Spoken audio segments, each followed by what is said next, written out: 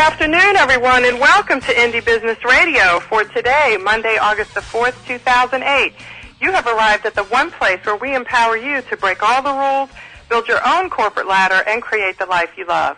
I'm your host, Donna Maria, and I'm really excited to have you today, not only because I have a great guest, but also because it's the day before me and several of my colleagues sort of storm a little bit on Capitol Hill to talk about our position with respect to the FDA Globalization Act of 2008.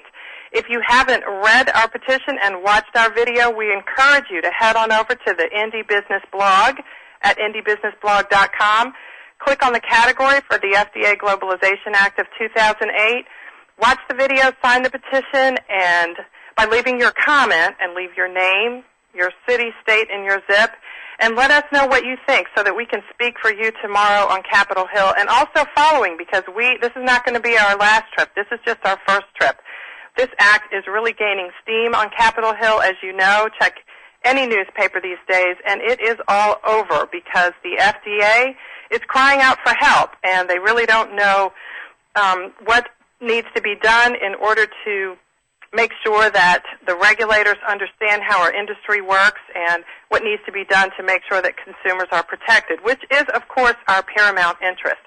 So head on over to Indie Business Blog and take a look at what we're doing on your behalf on Capitol Hill and at the FDA tomorrow.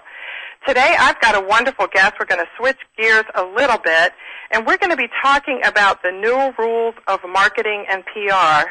My guest today is, in fact, the author of a book with that title. His name is David Meerman Scott, and this book is just, it's like a manual for any small business owner who needs to understand how the media works and how you can use new technology tools to promote your business, expand your customer base, and most importantly, communicate directly with the buyers of your products and services. David Meerman Scott, welcome to Indie Business Radio. Hey, thanks, Donna Marie. It's great to be here. So, David, tell me a little bit about how you got into this area. Do you have a professional background in PR that kind of moved you over into doing what you're doing now? My first job was on a bond trading desk, and in New York City, actually in the World Trade Center, believe it or not. And we used online information every single minute to do our jobs. And at that time, was way before the Internet. This was in the mid-1980s. I totally understood how people could use online information to do business. And then after that, I took a job as Asia Marketing Director for Knight Ridder, which at the time was the second largest newspaper in the newspaper company in the United States. Owned papers like the Detroit Free Press, the Miami Herald, the Philadelphia Inquirer, San Jose Mercury News. And I was a marketing guy at a content company, and we were doing, again, electronic content. So I had a sense of how information was used by working on a trading floor. Then I had a sense of how to market and sell information from the experience at Knight Ridder. And when I went out on my own in 2002, I basically combined my understanding of marketing and public relations with and besides that, I was also vice president of marketing of a couple of technology companies.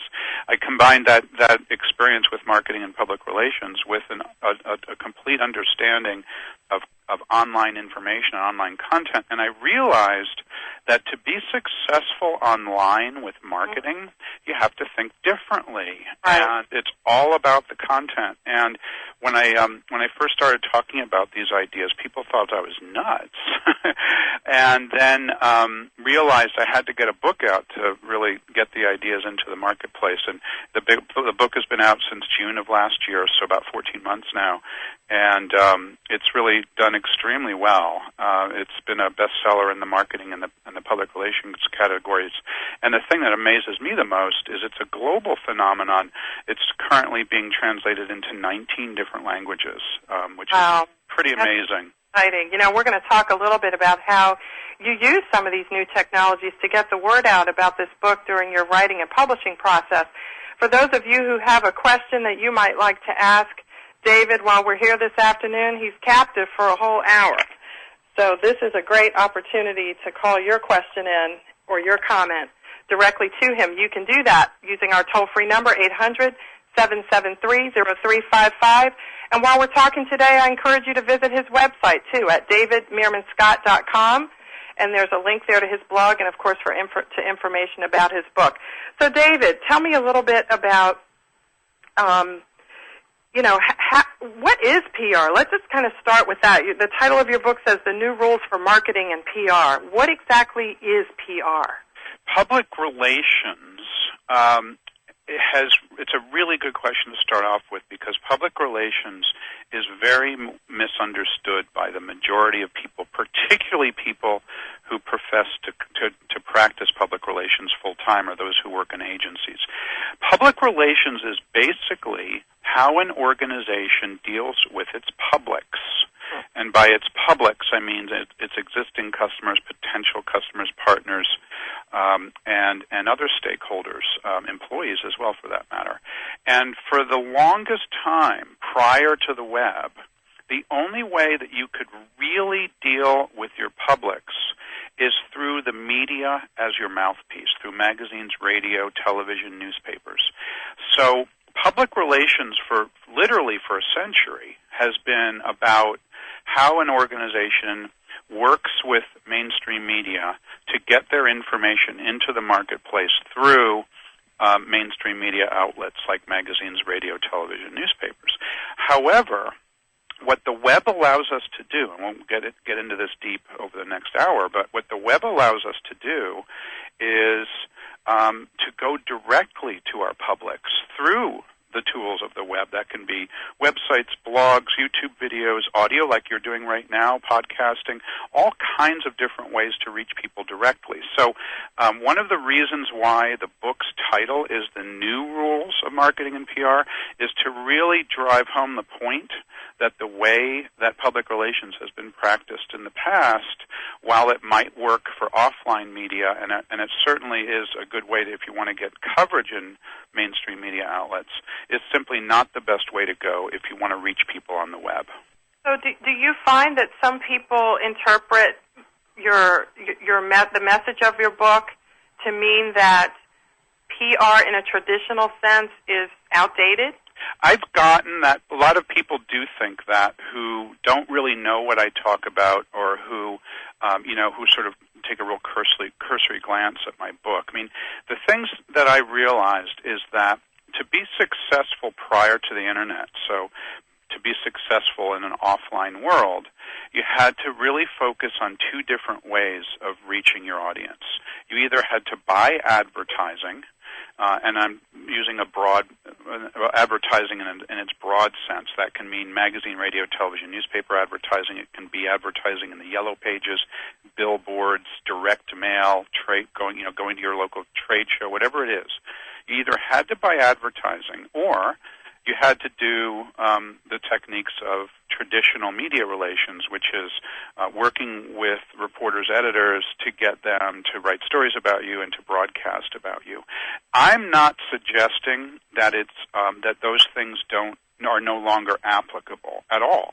In fact, for many businesses, the yellow pages might be a good thing. Having a billboard on the side of the road might be a good thing, or reaching out to your local television station might be a good thing. However, what is different, and what I am suggesting very strongly, is that to be successful in an online world, to reach your buyers through the web, those two techniques don't work nearly as well as publishing your own content yourself and creating really interesting information in all of its forms that will be consumed by those people who are potentially interested in buying your products. So is this good news for indie business owners? It's amazing news. My gosh, we've been liberated. I mean, how cool is the fact that before you had to spend a whole lot of money to get noticed, or you had to literally beg the media to cover you, and that was hard work.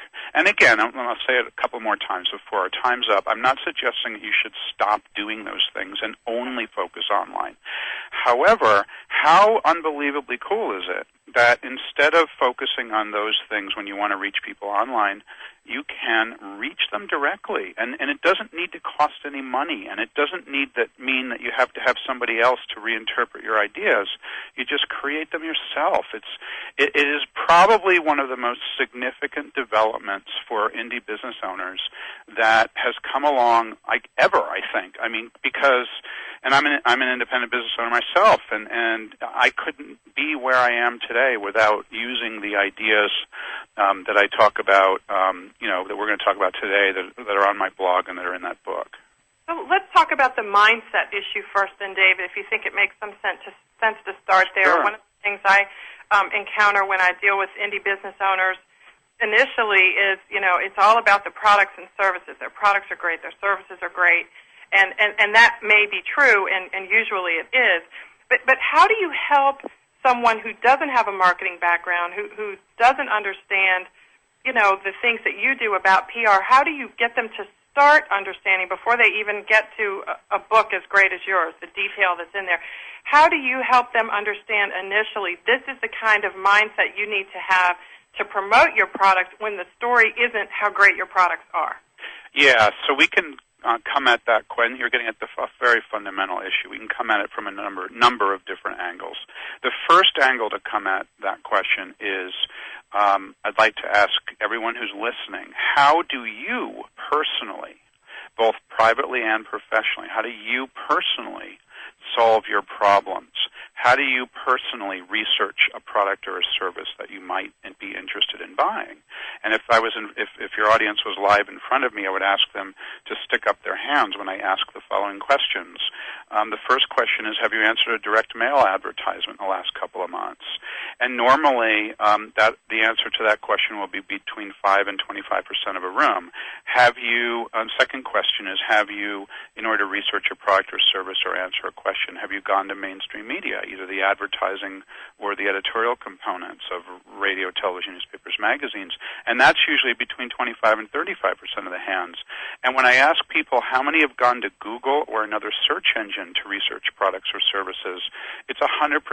Doesn't matter where, doesn't matter what the group is, doesn't matter their age, doesn't matter their background, doesn't matter their job function, doesn't matter where they are in geography. They always answer that question 100%. Everyone goes to search engines.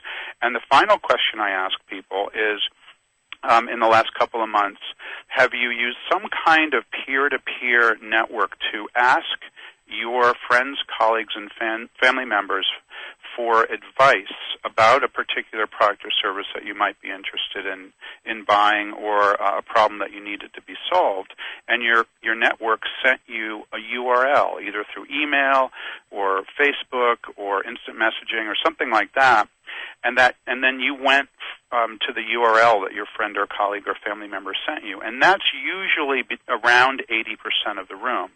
So what that indicates is that the web is where people tend to go most often, and where they tend to go to first when they're researching something. You think you got to buy something big, like a new car. You go online and you poke around before you go into before you go to, say, the Yellow Pages or to the dealerships. And that's just a remarkable thing for people to understand. So that's the first thing that I want people to realize, is that it's not just you. The whole world goes online first and goes online most often when they're trying to solve problems. The second thing, fundamentally, that your question I want to get to is that most organizations do what you described. They talk about their products and their services when they do their marketing. And that's what anyone who ever took a marketing course or read a marketing book, that's what they basically tell you, is you've got to dream up ways to talk about your products and your services, and you've got to talk about how they're better than the other guys, faster, cheaper, smaller, whatever it is. And then you've got to get that in front of people by advertising and interrupting them and coercing them to do something. The fundamental change that being successful online requires is that instead of being egotistical and talking about your products and services, what you need to do is start from the market problems that your buyer personas, I call it buyer personas, have, that your company can solve. So let's take a look at a real quick example of what I mean by that. No matter where I go in the world, I travel every week. I give speeches on this topic all over the world, and I stay in hotels practically every week. I usually check out the hotel website. And, just check out any hotel website and you'll know what I mean. The hotel websites are exclusively about their product and service, which is hotel rooms and meeting rooms. And they talk about fluffy pillows, and they talk about tasty shrimp, and they talk about how there's a pool out back and they're close to the city center. But that doesn't do anything to think about what are the different buyer personas that hotel serves, and what are the problems that those services are solving for people. So, as an example, the independent business traveler wants to find a hotel room in a city that they're going to go visit, and they're looking for things like perhaps free internet connection and perhaps easy parking. And that's just one buyer persona. Then you've got, for example, the corporate travel department of a company that's located in the city that hotel is. And they have, 200, 300 people on an annual basis coming to corporate headquarters that need a place to stay. And what does that company want? They want to have things like centralized billing. They want to be able to provide a particular amenities for their guests because they're frequent users of those services. So you have to look at what exactly your audience is looking for. Exactly, and a couple of other just because this concept drives it home. And we are going to drive it home, but we have to take a break. Okay, let's do that. My show engineer is telling me that we've got to take a station break. So and we'll come back and talk a little more about buyer personas. That's right. Don't move that mouse. We will be right back. This is Indie Business Radio.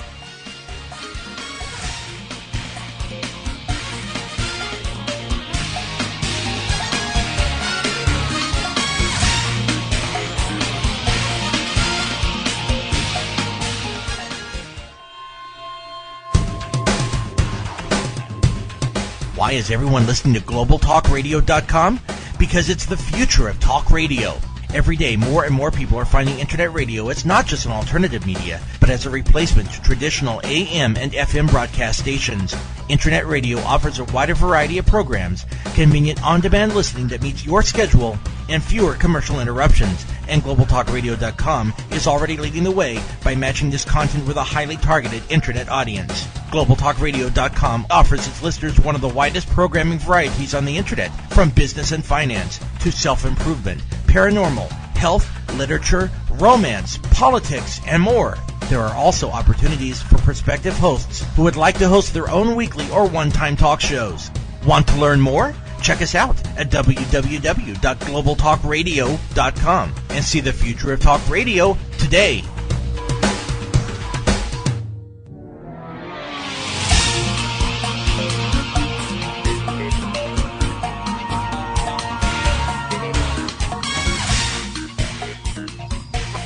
Welcome back to Indie Business Radio. We're here this afternoon talking with David Meerman Scott, the author of The New Rules of Marketing and PR, How to Use News Releases, Blogs, Podcasting, Viral Marketing, and Online Media to Reach Your Buyers Directly.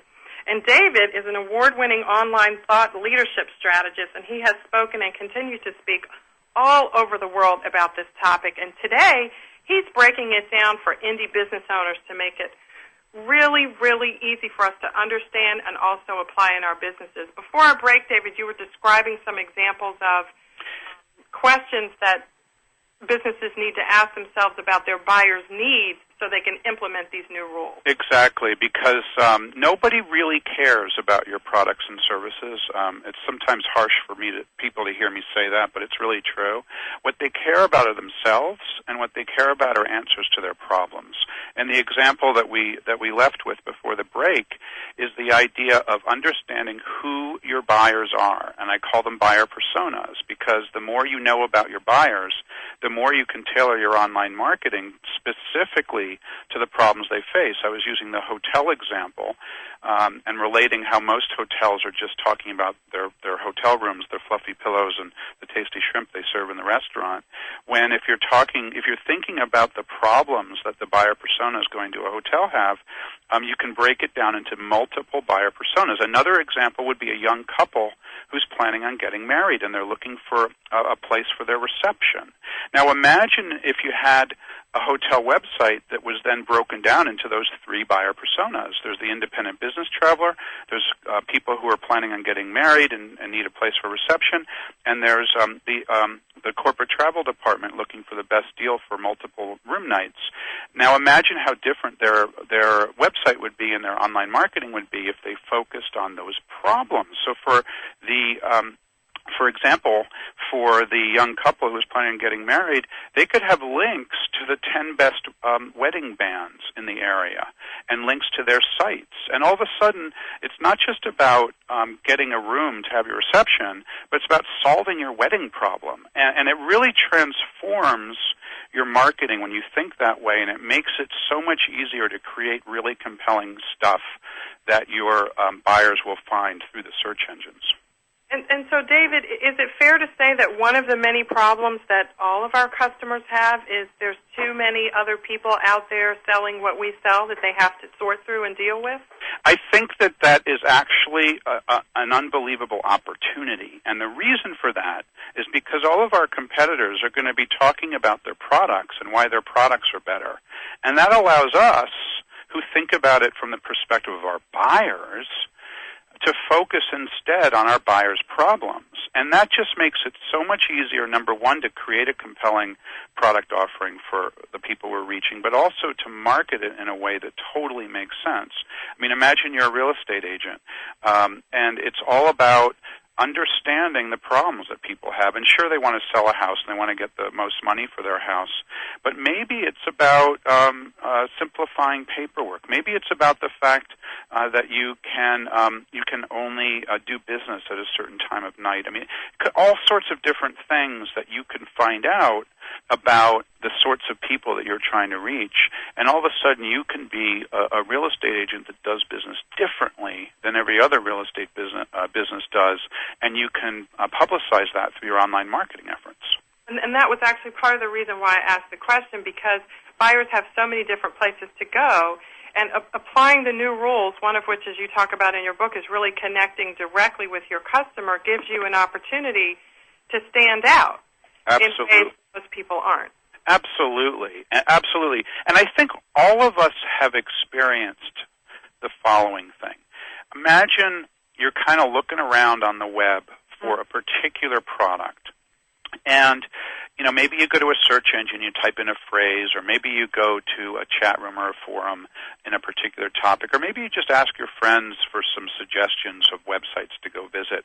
And you go to a bunch of them, and they're all talking about their products. And then you get to a site, and from literally from the moment you see it, you're like, oh my gosh, this site, this company, this particular group of people behind this business are talking directly to me. I understand that they understand what I want. I want to do business with this company, and we've all experienced that. So I want you to think about that and how great that was, and how you're almost eager to do business with them and hand them your money, compared to the average site that's just a catalog of products. So take a look at the sites that have that effect on you and translate what works for them that turned you on into your business. Exactly. And what it really comes down to, we've said it a couple times, so we'll say it once more just for fun, is understanding the buyers who you're serving, and not focusing on your own ego and not focusing on your own products. It's all about understanding your buyers. There's even some little simple things, like go to a site and count the number of times it talks about I and we, and then make a little mental calculation of how many times, and then how many times they talk about you and your.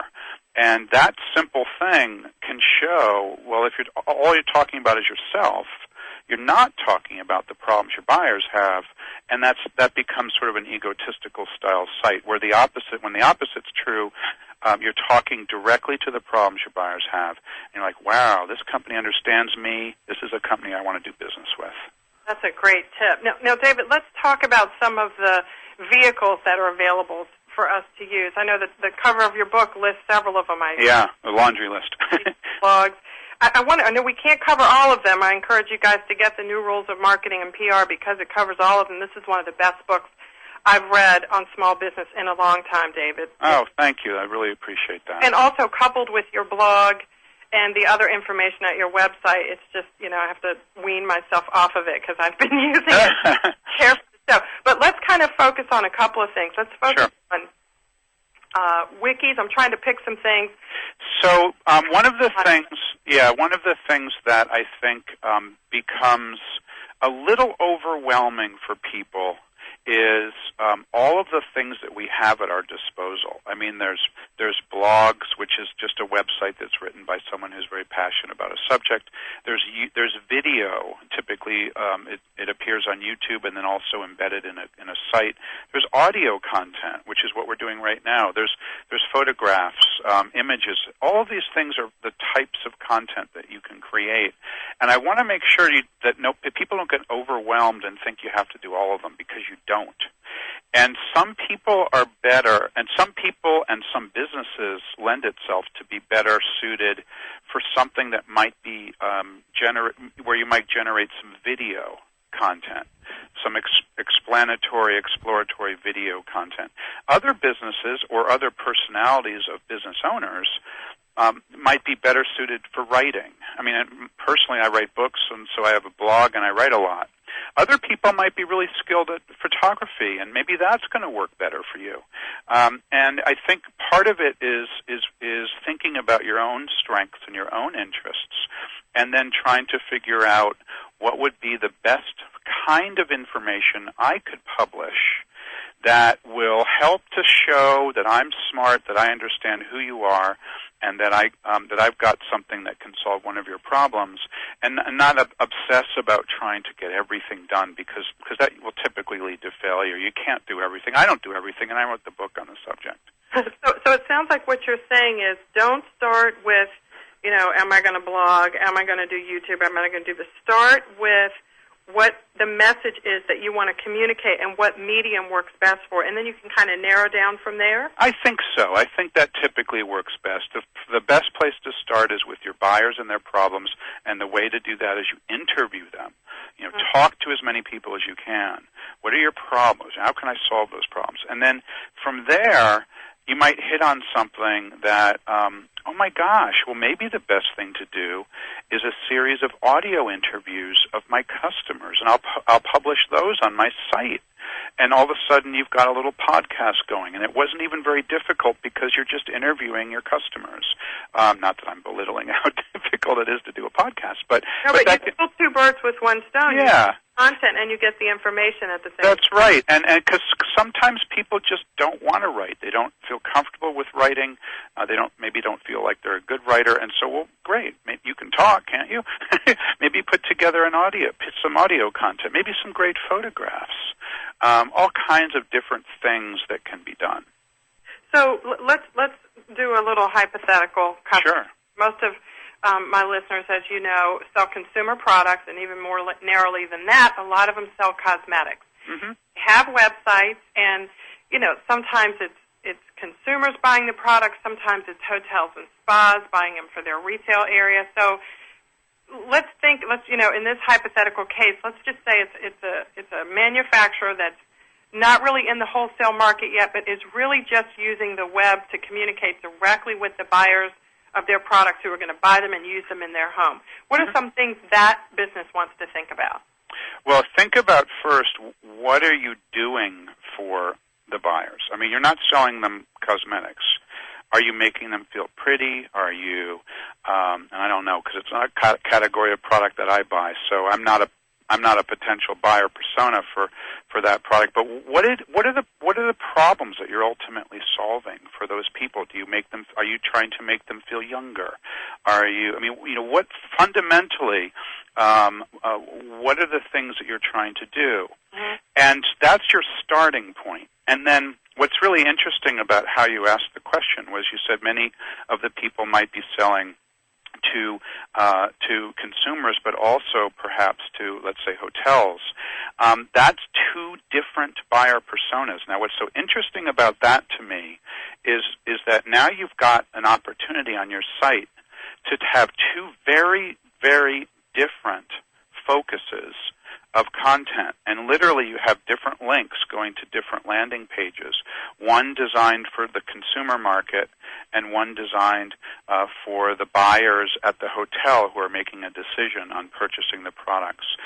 Imagine then you've got another buyer persona, perhaps that you sell products that are designed for men or for teenagers.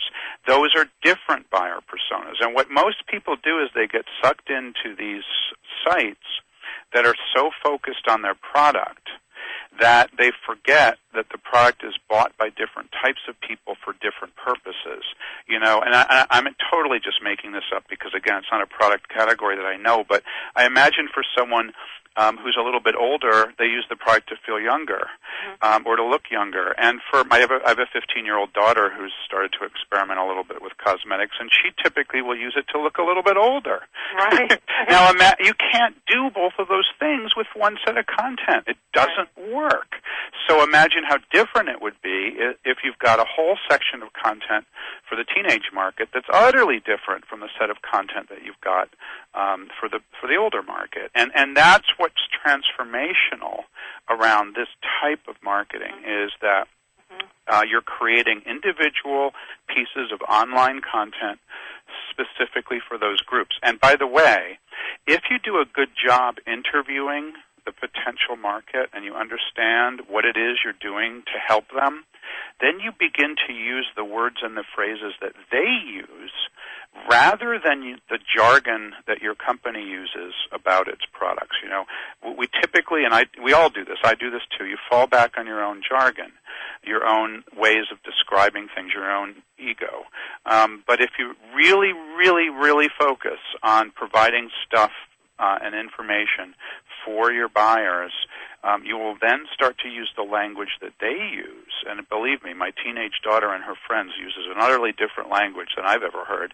But if you can catch that lingo and you understand it and you're producing a set of pages, perhaps some videos, perhaps some photographs that totally resonate with them, all of a sudden there's potential that people will then start to talk about you on their Facebook pages because all teenagers have Facebook pages. And, it can just take off from there. It's interesting that you say that, David, because it sounds like part of the reason for the overwhelm may be that you haven't really focused on exactly who your target market is yet. I think that's absolutely true of the majority of the sites and the majority of the content I look at. And it goes counter to what we've always been taught. You learn about the 4 P's of marketing. I don't even remember what they are, but the first one is product.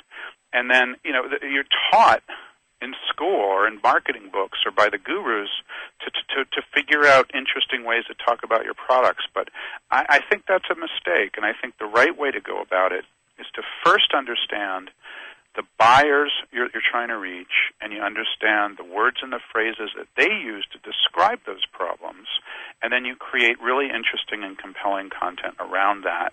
And that, I've used this word a few times too. It's liberating. It's so compelling, and it resonates so deeply with your target market that they're on the site going, "Whoa, really? Sign me up! I'm ready to buy some of this because this company understands me."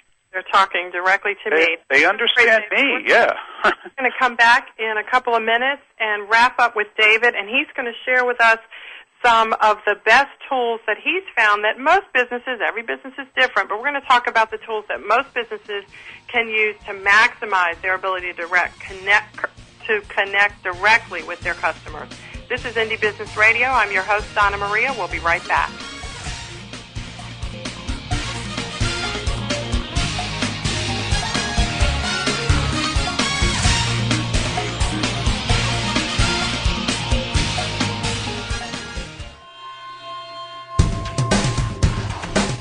Want to stay on top of what's new in the radio industry? Sign up for a free subscription to the Future of Talk Radio. available exclusively to listeners of globaltalkradio.com, and find out what's new in the world of online radio. Listeners can find out about new shows and special guests. People with something special to offer can find out how to become a guest and how to prepare for an interview. And prospective hosts will find a valuable resource for everything from planning the new program to selecting topics and guests, recouping expenses by selling advertising, and more. Sign up today for your free subscription to the Future of Talk Radio by visiting www.globaltalkradio.com and learn about the future of talk radio today.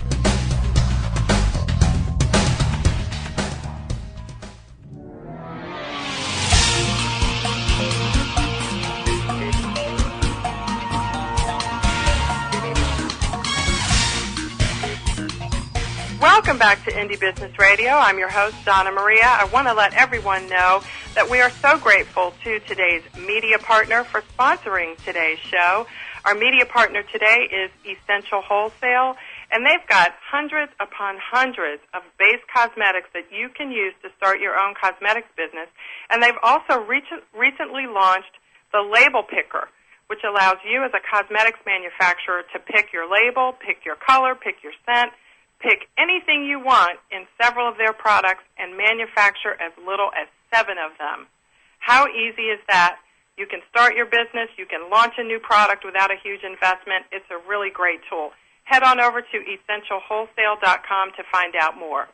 My guest, David Meerman Scott, today is sharing with us about the new rules of marketing and PR. And before we took our last break, we were talking about some of the actual tools that you can use to market your business and share information directly with consumers. And David, you say that there are 3 that people should start out with if they're just sort of starting to venture out in this area. Yeah, one of the things that I really would like everyone to give some thought to is participating on blogs, forums, and chat rooms. They're all basically the same thing. And we don't need to get into the nuances of why they're different, but they're places that people congregate to discuss things that are of interest to them. So go where your customers go. Exactly. In some case, if it's a blog is typically written by one person, and then other people can comment. The difference with forums and chat rooms are that anybody can start a discussion. So think about, are there blogs, forums, chat rooms in the beauty space, or in whatever it is that makes sense for your business? Find those blogs, forums, and chat rooms. I know, for example, I live in the Boston area, and the Boston Globe is our big paper, and Boston.com is owned by the Boston Globe, and there are tons of forums that are sponsored by the Boston Globe that discuss all kinds of different subjects, and they're hugely popular with women, particularly younger women who have kids at home, and that's how they interact with their peers because they can't necessarily get out physically, and they do it online. The suggestion I have is visit those forums and blogs that make sense. You have to take some time to research them and find them, a couple hours a few times a week to get going, and then you can scale back significantly from that. But participate as a full participant. Don't try to sell your products, but instead be someone who's an expert on makeup or beauty or cosmetics or whatever it is that makes sense that you're an expert on, and then you can make friends online, literally hundreds of friends online, and guess where these people are going to go when they need a product like yours? They're going to go to their friend, aren't they? And so it's a really great way just to get out there. Now, what happens with a lot of people is they realize, hey, this is kind of fun. I like this. That's when you might want to consider starting your own blog, but only if you really like that idea of sharing information through the written word. Don't start a blog until you've done that participation on other people's real estate first. So, David, let me ask you this, because so many people, I have a friend who says her business coach tells her, don't let people should on you, SHOULD. Don't let people should on you. In other words, don't let people tell you that you should have a blog or you should do this or you should do that. So let me ask this question, because if networking in that way, or if socializing in the way that you're describing is so important, how how can a person who says, okay, well, I really don't want to have a blog of my own, I really don't want to own these things myself, can that person be as successful as a competitor just by using other people's tools? Absolutely. I think people can be more successful without their own blog if they participate using these social media tools. What do they have to have, though? I mean, is it just they have to have a website? I mean, you have to have some. You have to have some kind of I call it a virtual calling card. Right. You have to have some kind of online presence. It can be a really simple storefront, e-commerce storefront or something like that. Mm-hmm. But it doesn't need to be a really drawn-out big deal. But you want to have somewhere that you can use to point people to. That's your virtual calling card.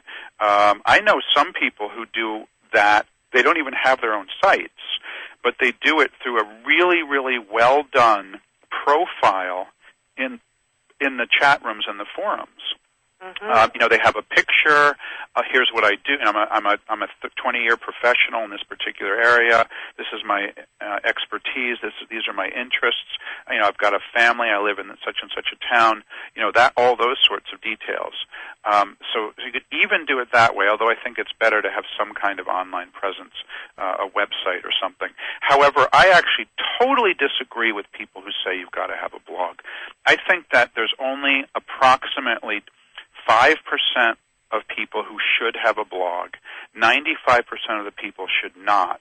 The only people who should have a blog are people who are so unbelievably passionate about a subject and love to write about it. Those people you have to have both. You have to be really passionate about the subject, and you have to love to write about it, because if you don't love writing about it, you're not going to do it. And if you don't have the passion, you're not going to be interesting. So let's presume the passion is there. Yes. Which it normally is for an indie business owner. Mm-hmm. And so you have to also like to write. What if you really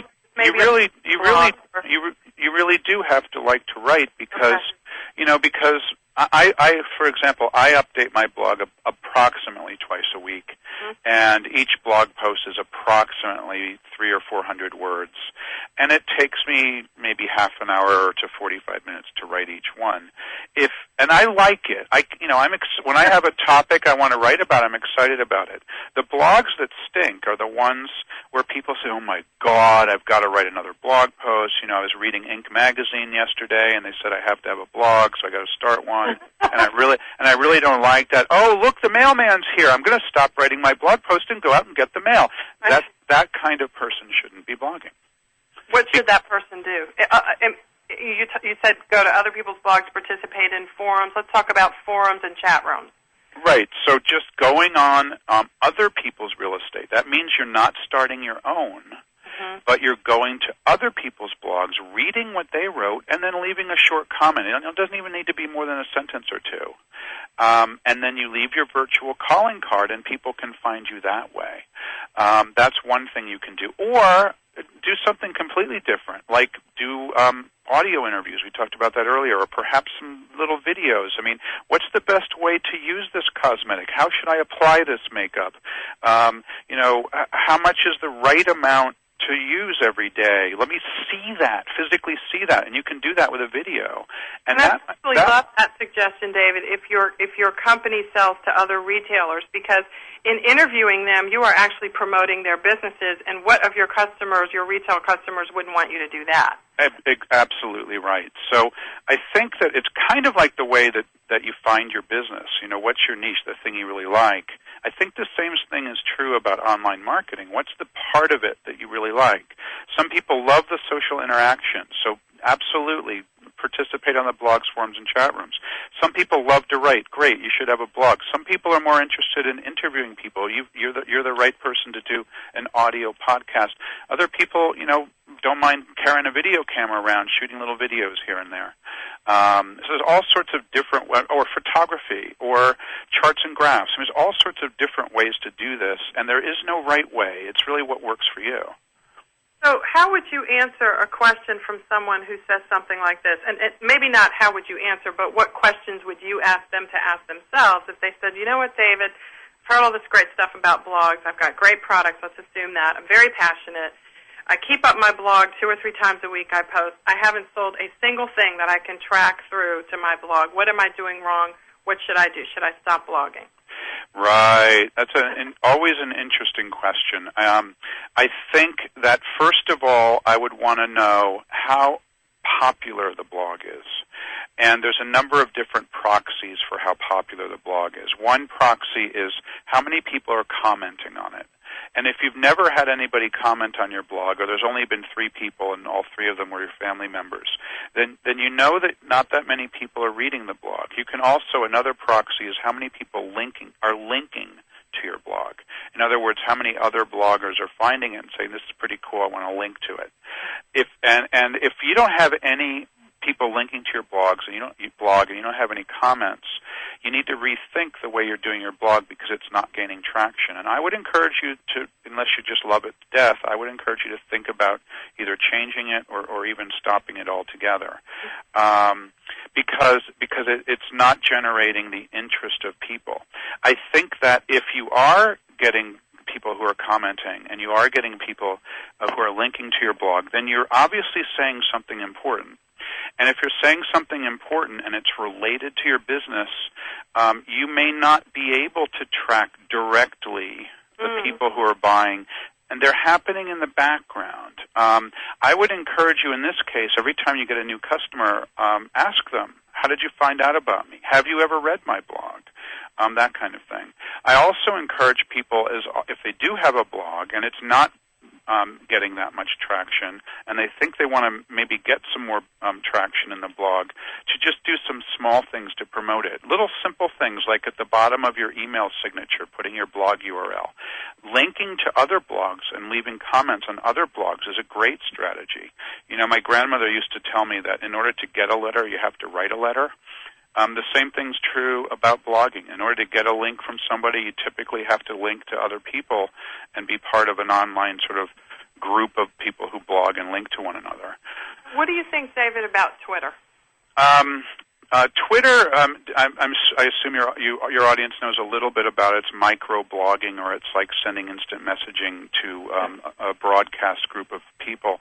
I think Twitter is an amazing resource because it's just this huge online community of people who are sending these really small messages to one another.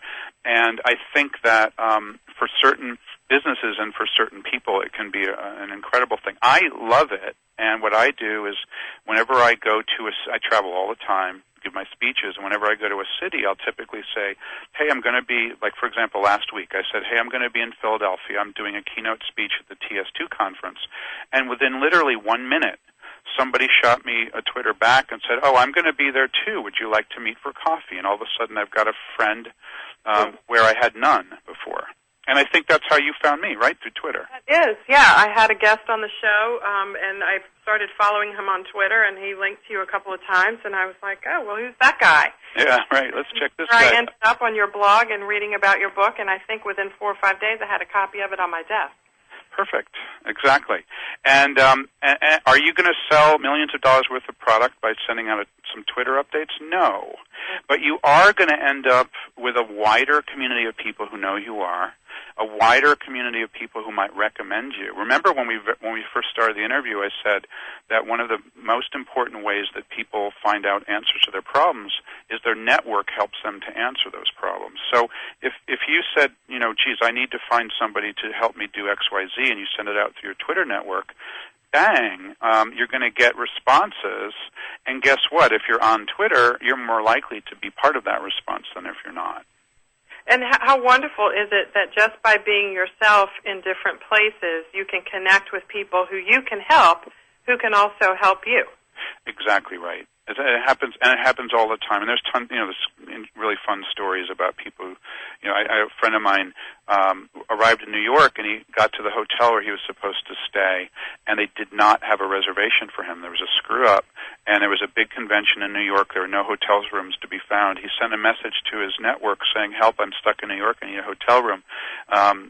5 minutes later, someone sent a message back and says, "Oh yeah, I follow you on Twitter, and I happen to be a marketing guy at a hotel chain, and call this number, and I've got a room for you." Oh, I mean, wow. those sorts of things happen all the time. Well, and it's such a great example, David, too, of how it benefits your business, even though it's not a direct benefit. I mean, that business person's business was helped tremendously. Right, and of course he made a sale of one room night.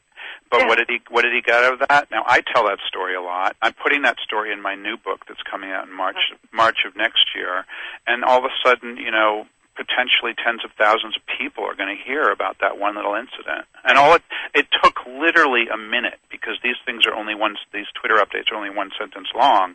Amazing. So it took them probably 1 minute to do that. Amazing. Well, David, I know you travel a lot. Tell us a little bit about where you're going to be and where we can catch up with you in the near future.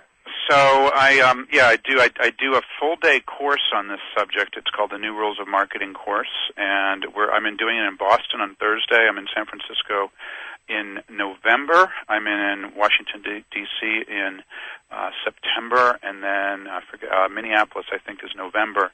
And my travel schedule is on my website, which is davidmeermanscott.com. And my blog is www.webinknow.com, WEBINKNOW.com. And your Twitter link is dmscott.com. Twitter.com/DMScott.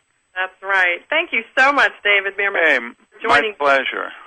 David, the author of The New Rules of Marketing and PR, How to Use News Releases, Blogs, Podcasting, Viral Marketing, and Online Media to Reach Buyers. Check out his website, davidmeermanscott.com.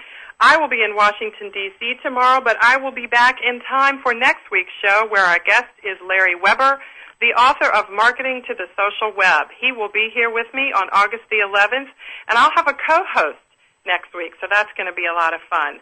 I will see you then. Please keep me in your prayers and thoughts for productive and fruitful meetings tomorrow. I'll see you next week. In the meantime, enjoy your life, build your business, and have your way.